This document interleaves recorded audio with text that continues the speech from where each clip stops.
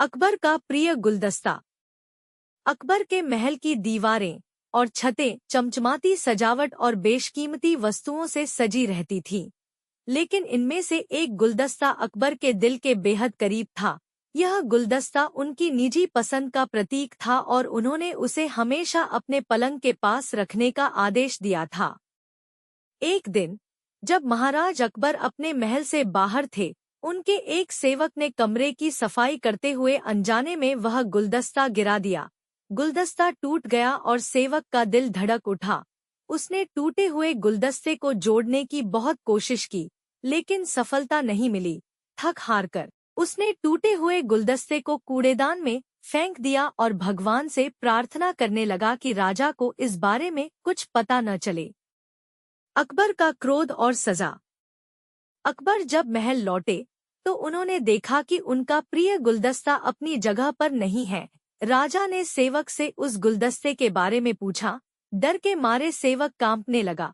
उसे जल्दी में कोई अच्छा बहाना नहीं सूझा, तो उसने कहा कि वह गुलदस्ता साफ करने के लिए अपने घर ले गया है। अकबर ने तुरंत उसे गुलदस्ता लाने का आदेश दिया। अब सेवक के पास सच बताने के अलावा कोई रास्ता नहीं था।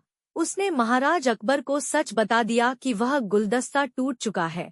यह सुनकर अकबर आग बबूला हो गए। क्रोध में उन्होंने सेवक को फांसी की सजा सुना दी। अकबर ने कहा, झूठ मैं बर्दाश्त नहीं करता हूँ। जब गुलदस्ता टूट ही गया था तो झूठ बोलने की क्या जरूरत थी। बीरबल की बुद्धिमत्ता। अगले दिन इस घटना के बारे में जब सभा में चर्चा हुई तो बीरबल ने इसका विरोध किया। बीरबल बोले कि झूठ हर व्यक्ति कभी न कभी बोलता ही है। अगर झूठ से किसी का कोई नुकसान नहीं होता तो वह झूठ गलत नहीं है। बीरबल के मुंह से ऐसे शब्द सुनकर अकबर भड़क गए और सभा में सभी से पूछा कि क्या कोई ऐसा है जिसने झूठ बोला हो। सबने कहा कि नहीं, वे झूठ नहीं बोलते। राजा ने बीरबल को राज्य से निकाल दिया। बीरबल की योजना। राज दरबार से निकलने के बाद बीरबल ने ठान ली कि वह साबित करके रहेंगे कि हर व्यक्ति अपने जीवन में कभी न कभी झूठ बोलता है। उन्होंने एक तरकीब सोची और सीधे सुनार के पास गए।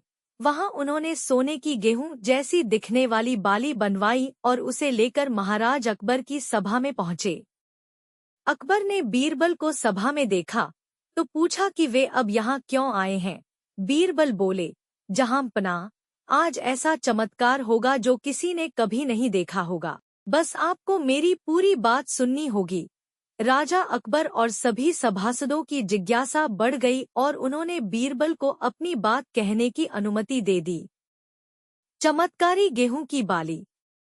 बीरबल ने कहा, आज मुझे रास्ते में एक सिद्ध पुरुष के दर्शन हुए। उन्होंने मुझे यह सोने से बनी गेहूं की बाली दी है और कहा कि इसे जिस भी खेत में लगाओगे वहां सोने की फसल उगेगी। अब इसे लगाने के लिए मुझे आपके राज्य में थोड़ी सी जमीन चाहिए। राजा ने कहा, यह तो बहुत अच्छी बात है, चलो हम तुम्हें जमीन दिला देते हैं।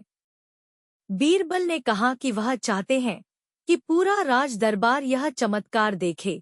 सभी राज दरबारी खेत की ओर चल पड़े। वहां बीरबल ने कहा कि इस बाली से फसल तभी उगेगी जब इसे ऐसा व्यक्ति लगाए जिसने जीवन में कभी झूठ न बोला हो। बीरबल की बात सुनकर सभी राजदरबारी खामोश हो गए और कोई भी बाली लगाने के लिए तैयार नहीं हुआ। अकबर का आत्मनिरीक्षण। राजा अकबर बोले, क्या राजदरबार में कोई ऐसा व्यक्ति नहीं है जिसने अपने जीवन में कभी झूठ न बोला हो। सभी खामोश थे। बीरबल ने कहा, जहांपनाह, अब आप ही इस बाली को खेत में रोप दीजिए। यह सुनकर अकबर का सिर झुक गया। उन्होंने कहा, बचपन में मैंने भी कई झूठ बोले हैं, तो मैं इसे कैसे लगा सकता हूँ। अकबर को यह बात समझ आ गई कि बीरबल सही कह रहे थे कि इस दुनिया में हर व्यक्ति कभी न कभी झूठ बोलता है। इस बात का एहसास होते ही अकबर ने उस सेवक की फांसी की सजा रोक दी। कहानी से सीख। इस कहानी से हमें यह सीख मिलती है कि बिना सोचे समझे किसी को बड़ा दंड नहीं देना चाहिए। हर काम को सोच विचार कर ही करना चाहिए। साथ ही एक छोटे से झूठ के कारण किसी व्यक्ति का आकलन भी नहीं करना चाहिए। क्योंकि कुछ परिस्थितियों में लोग झूठ बोल देते हैं। झूठ के पीछे की मंशा और परिस्थिति को समझना जरूरी है।